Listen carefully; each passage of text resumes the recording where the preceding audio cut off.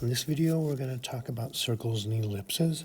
In each case, we're going to start with a parametric definition of a circle, and then of both a circle and an ellipse. And then we'll also look at a geometric definition and try to get familiar with their various equations.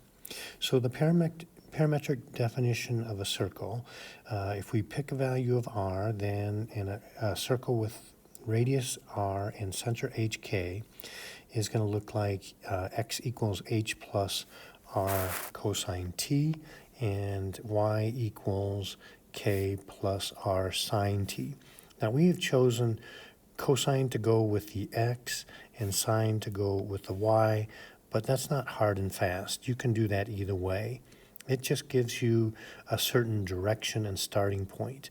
So because at time 0, cosine is 1 and sine is 0, then what we get is whatever the center of our circle is, in this case hk, then that means that our circle is going to start at a place that's going to be right, whatever the radius is, and it will go around in a counterclockwise fashion.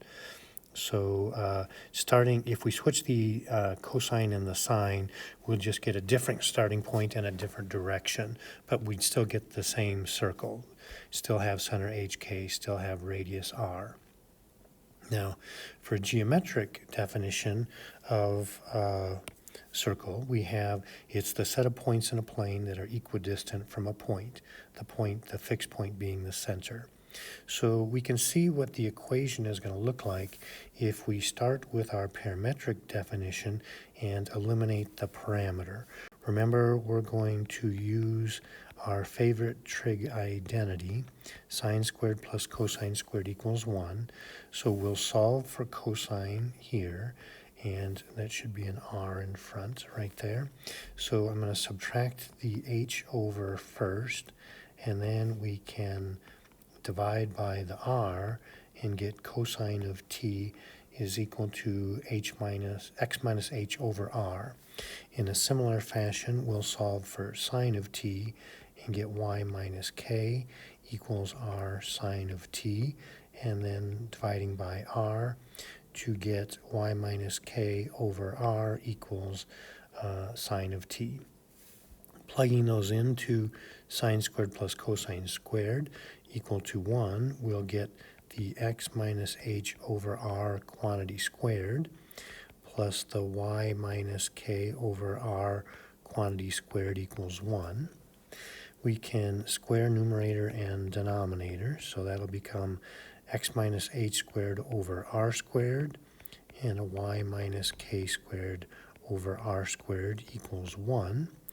We'll multiply through by the r squared to get our standard form of an equation of a circle that has center at hk and radius r.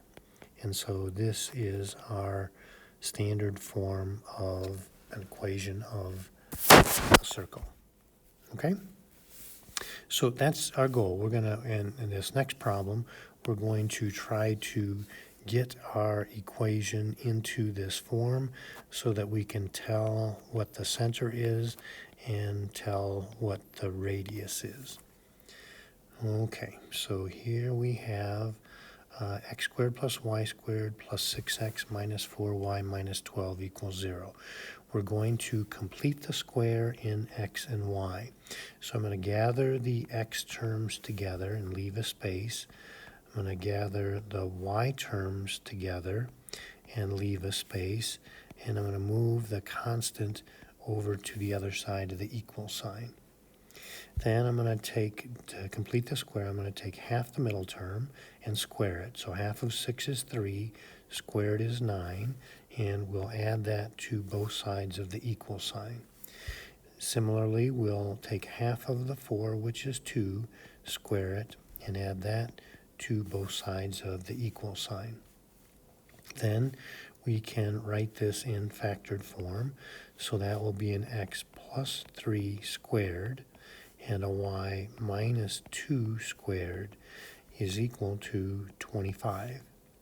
So this is now our standard form of a circle, and in this form we can tell the center is going to be -3, 2, and the radius is going to be 5. So when we graph that, we should kind of label the center. So I'm going to go -3, 2, and then I'm going to go to the north, south, east, west points. Since the radius is 5, we can go north or straight up. 1, 2, 3, 4, 5, and straight above there is going to be a point on the circle, and we should label that. That's going to be -3, and I think that's a 7.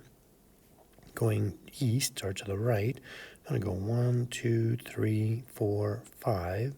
So that's going to put us at the point 2, 2. Going down from the center, we'll go 1, 2, 3, 4, 5. That's going to put us at the point -3, -3. And going left, we'll go 1, 2, 3, 4, 5. And that's going to be the point -8, 2.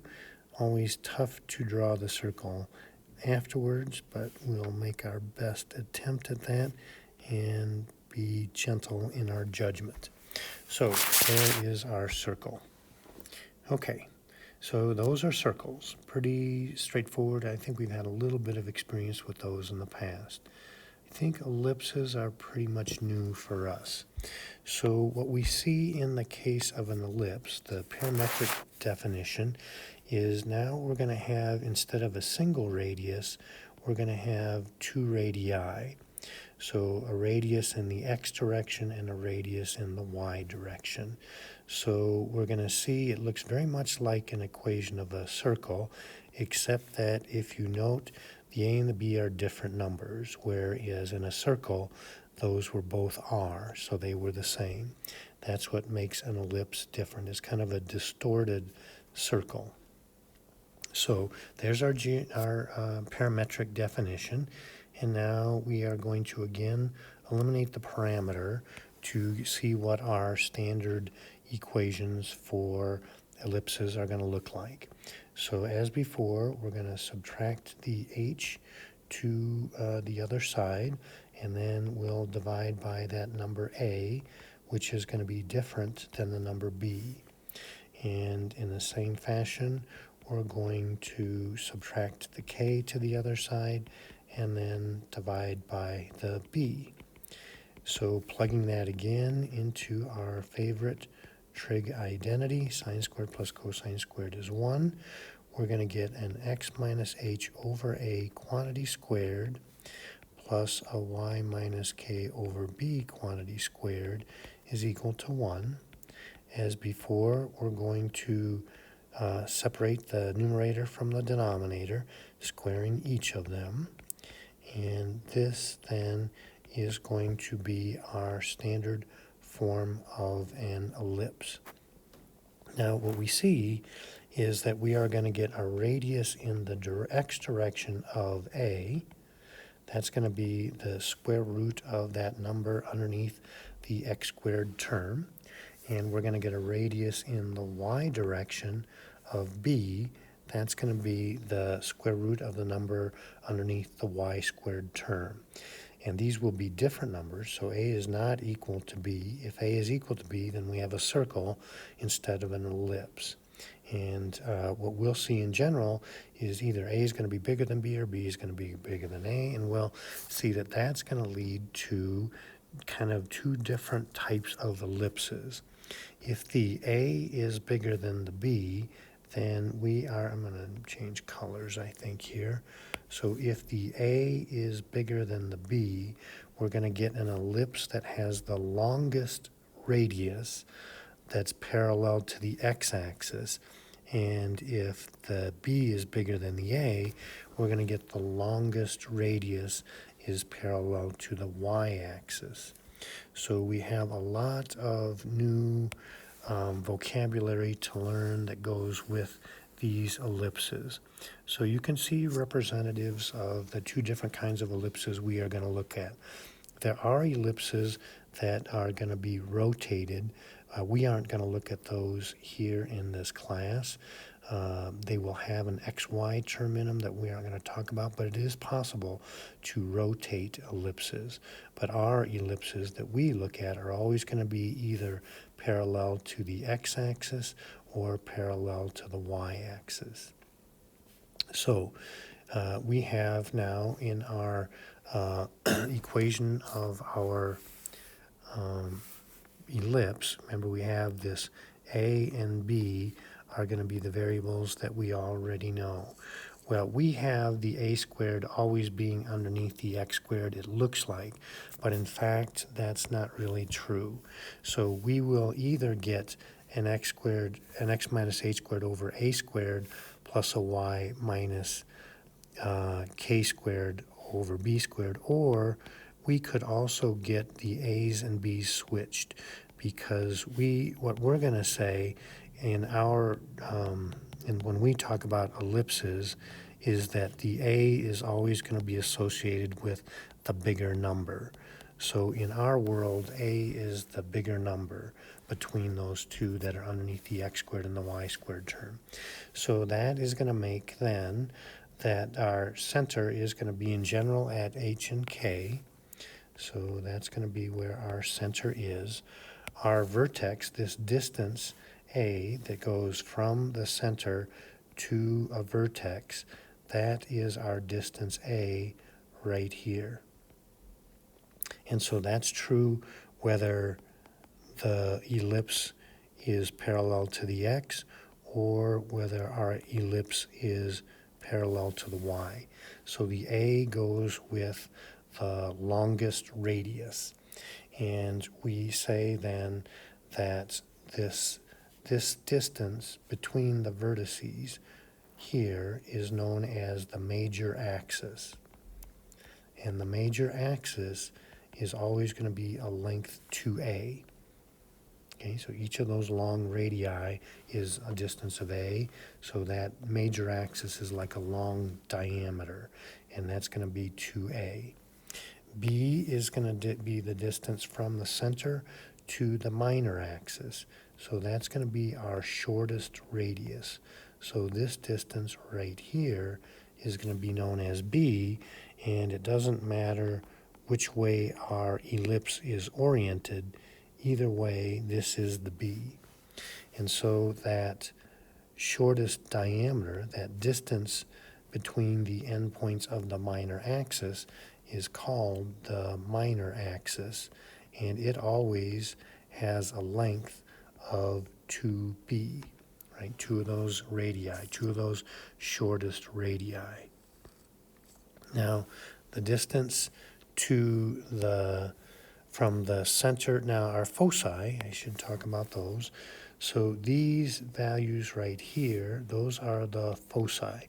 Foci is plural for a focus. One focus, two or more foci. And it's pronounced with an S sound, not a hard C sound. So it's not foci, it's foci.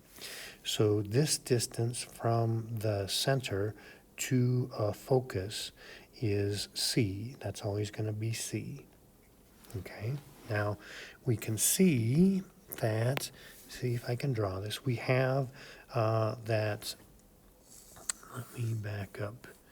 So did we get, so let me talk for a moment about the geometric definition. I kind of skipped over that. The set of points in a plane that such that the sum of the distances to two fixed points is a constant. So the two fixed points are our foci. So what we have is that if you take any point on an ellipse, the sum of the distances to the two foci is always the same. In particular, if you look at this point right here, then if you look at the sum of those distances there, that's always going to be the same.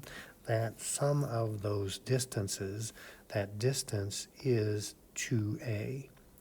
So what we get is if you pull out of here a right triangle, hopefully you can see that here is the center down there, and here is the endpoint of our minor axis, which means this distance is the B. This distance here is going to go from the center to a focus, so that's C. And since this sum of these two distances is 2A, then one of those is a distance of A. So the relationship between A, B, and C is Pythagorean. That is A squared in an ellipse, A squared is equal to B squared plus C squared. Notice that distance to the vertex is always the longest of those values, A, B, and C. So that distance to the vertex is the longest radius. The foci lie inside the ellipse, so the C has to be smaller than the A, and of course the B is the shortest radius, so it's going to be shorter than the longest radius A. So there's this idea of eccentricity. And eccentricity is a measure of how close to a circle is our ellipse, or how far from a circle is our ellipse. So we know that the C is always less than the A, because the C lies inside the ellipse, and the A is that longest radius. So the closer that C over A is to 1, then that means the more distorted the ellipse is. So a value of E that's close to 1 means we're going to get a really long and skinny ellipse. And eccentricity that's really close to 0 means that that value C is really small. That means those foci are really close to the center, and what we're going to get then is going to be something that's much more close to a circle. It's just a little bit. So if that's our center, then our foci might be really close to those, making that much more round or more circular. So the eccentricity is a measure of the roundness, or how close to a circle our ellipse is. Now, ellipses in real life have some uses. They are, all the orbits of the planets are ellipses. And in an orbit of a planet, say the Earth around the Sun is at one of the foci. And then the Earth, of course, travels around there. It has an interesting property that in an ellipse, if you were to take an ellipse, a couple of things. So if you look at any line so if you were to, say, make a pool table, and you put a pocket right in the middle at one of the foci, and you put your ball, the pool ball, at another end, no matter how you shoot it, it would rebound off of that cushion, that elliptical cushion, and go right into that other hole. So any ray or light that goes, or anything that goes from one focus, will reflect off of the ellipse and go right to the other focus. Kind of a curious property. If you take an ellipse and revolve it, you get a three-dimensional object called an ellipsoid. So if you imagine something that looks kind of egg-shaped.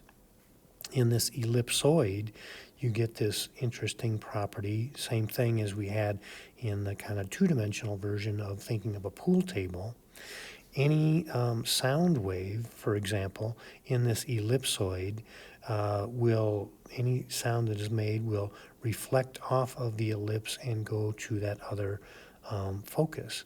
So you could, depending on how you think about this, you could, in a three-dimensional object, if you were like a spy and you wanted to listen in on somebody at one focus, you could stand at the other focus, and all the sound that comes, those whispers, would come out there and reflect back, and you could hear it very, very clearly at the other focus. There's actually supposedly a couple places where that happens. There's one, I think, in Washington, D.C. that's in the Capitol building, and the legend goes is that John Quincy Adams, a president, would stand one place so he could listen in on senators and congressmen having conversations over at the other focus. I don't know if that's true or not. Supposedly also in the Grand Central Station in New York City, there's it's in an ellipsoid, and supposedly that's a popular place for people to make proposals, that you could put the person you are proposing to at one focus, you could stand at the other and whisper your proposal, and they could hear that. Kind of interesting. Fun to think about. Okay, so let's see how we can do this, how we can use this. First, we're going to graph some. So we're going to graph an ellipse, and we're going to label the foci. So we want to make it equal to 1 to get it into standard form. So we're going to divide through everything by 100 to start with. So then that's going to become x squared over 25 plus y squared over 4 is equal to 1. So this is like x minus 0 squared and y minus 0 squared. So our center is going to be at 0, 0.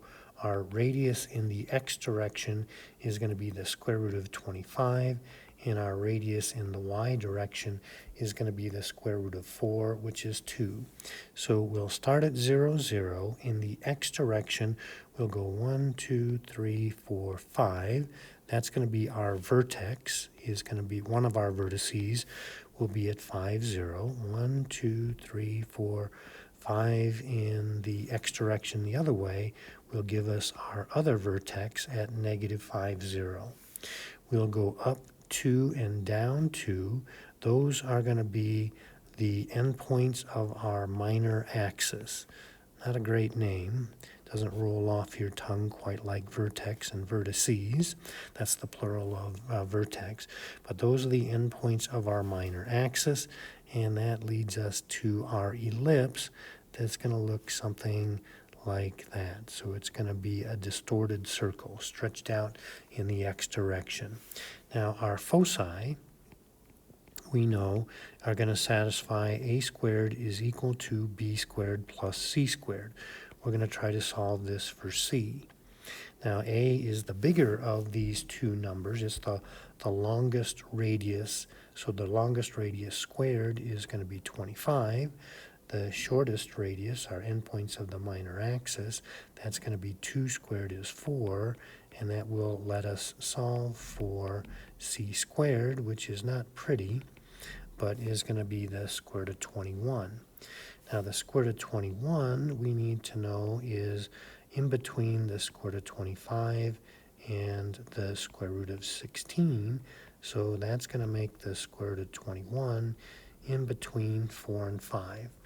The foci always lie on the major axis, so they're always going to be on the inside of our ellipse. So from the center, I'm going to go 1, 2, 3, 4, and a little bit, and I'm going to say that is going to be one focus, and I'm going to say its coordinates are going to be the square root of 21, comma 0, and on the other side, the other focus is going to be at negative square root of 21, comma 0. So there is our ellipse with the foci labeled. Okay, now we're going to get one that's a little more complicated. So we are going to, again, complete the square in x and y. So we will gather the x terms together, leave a space. We'll gather the y terms together and leave a space, and then we're going to move the constant to the other side. Now, in completing the square in x, we have no problem because the leading coefficient is already 1, so we can take half that middle term and square it. Half of 6 is 3, 3 squared is 9, and add that to both sides. Now, in the next one, we can't complete the square yet, so we need to factor out the 4 so that we can make the leading coefficient be positive 1. Now we can complete the square by taking half of 2 is 1, 1 squared is 1. But that 1 is getting multiplied by that 4, so adding 1 in that parentheses is adding 4 to the left side, so I'm going to have to balance that by adding 4 to the right side. So that now is going to make this be x plus 3 squared plus 4 times y minus 1 squared, and that's going to equal 4. To get it in standard form, we want to make it equal to 1, so we're going to divide everything through by 4.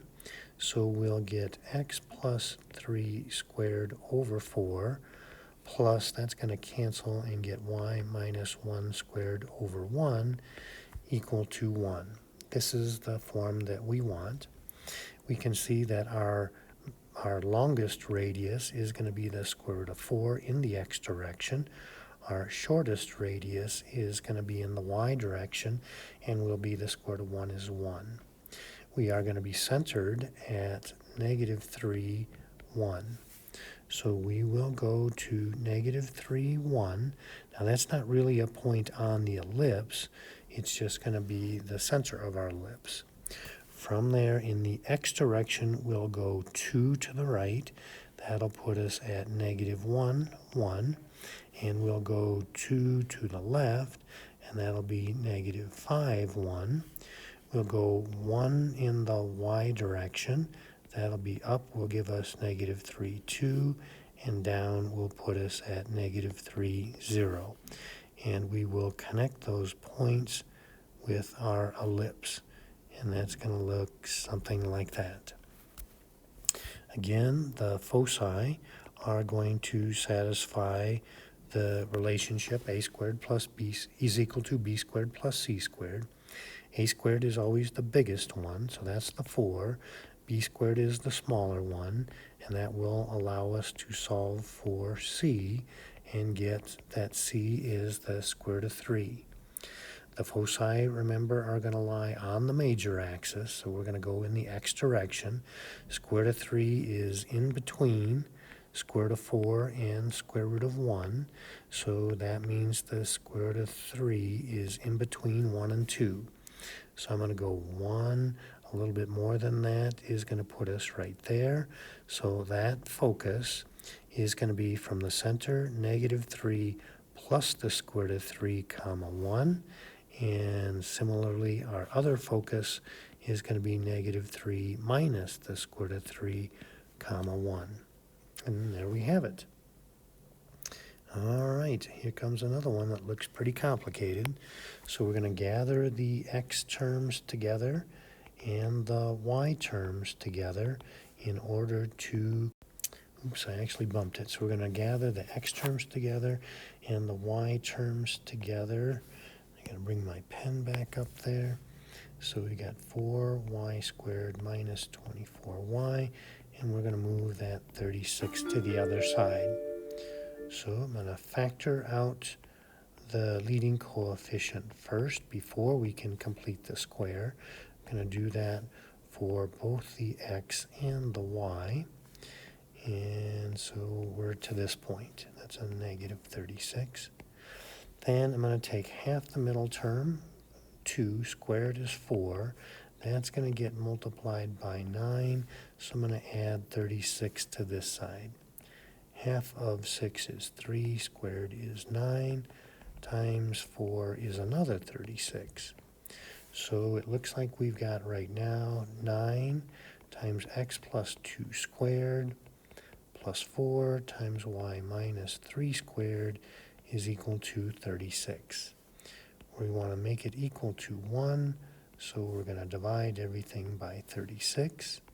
So in standard form, our ellipse is going to be x plus 2 squared over 4 plus y minus 3 squared over 9 equal to 1. So our radius in the x direction is 2, our radius in the y direction is 3, and our center is going to be at -2, 3. So we've got -2, 1, 2, 3. That's going to be our center. In the x direction, we're going to go to right and to left, so that will be 0, 3, and -4, 3.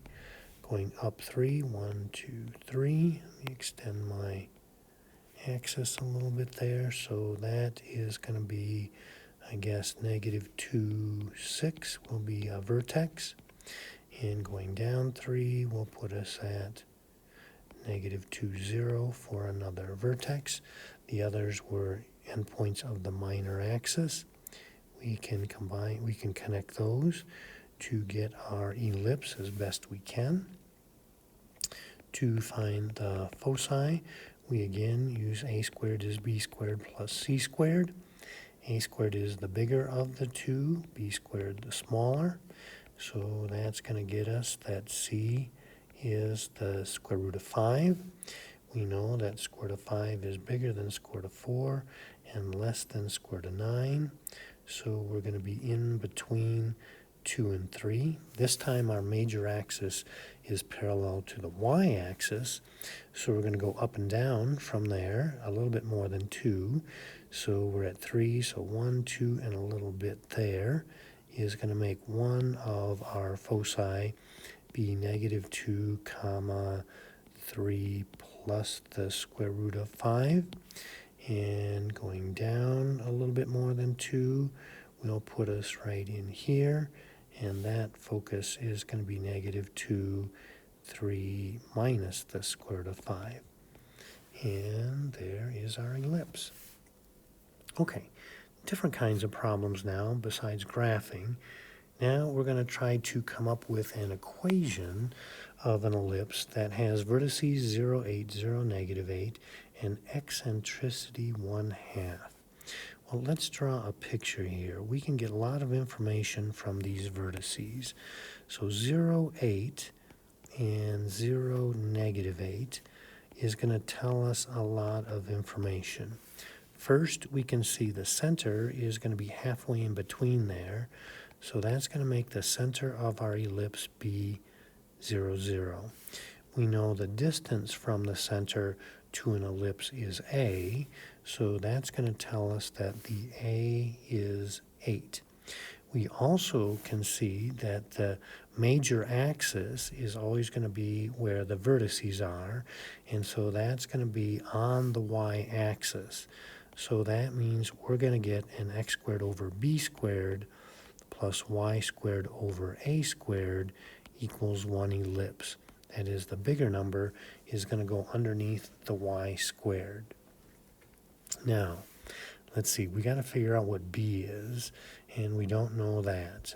But we do know the eccentricity is c over a by definition.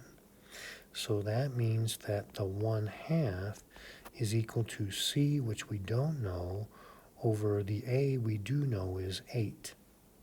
So we can cross multiply here and get 8 is equal to 2c, which means that c is going to be 4.